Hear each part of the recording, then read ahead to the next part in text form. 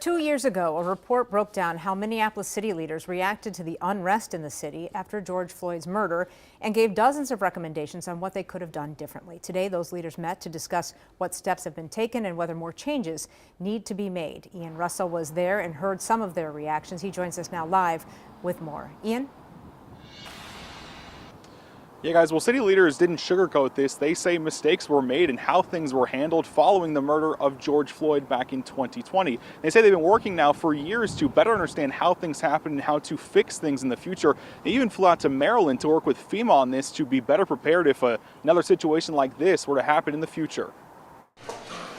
A lot can change in 4 years. Because we're not hiding from mistakes. In fact, we're embracing them. A lot should change in 4 years. We've been making sure that we're complying with the after action report. Ask anyone standing here. All will tell you things needed to change. It's so important for us in city leadership to get this right for the residents of Minneapolis for today and in the future. This group, just some of many working on following an after-action report commissioned 3 years ago to look at how Minneapolis handled the civil unrest that followed George Floyd's murder. Practice and refine our processes to maximize our preparedness. That report laid out 27 key points, like restructuring the way MPD handles major incidents, their use of force, and how they manage large crowds. The Fire Department, Office of Emergency Management, and city as a whole also discussed with recommendations laid out in that report. Of the 27 recommendations that were issued, all 27 have been met. Nearly 70 city staff also went to Maryland, working with FEMA on how to properly handle and respond in a major incident. I won't get too into details, but I will tell you it was unrest. Now using that training and the years of lived experience to be better prepared if anything like this ever happens again. Right now,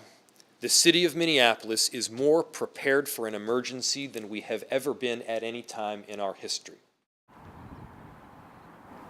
Now, this wasn't the only thing that those city leaders talked about today. They also discussed a new smartphone app called Smart 911. It replaces the old system the city was using called SwiftReach, and this new app will allow Minneapolis residents to learn things about snow emergencies, major infrastructure, any sort of events, just things that Minneapolis residents need to know. Live in Minneapolis, Ian Russell, KARE 11 News. All right, Ian, thank you.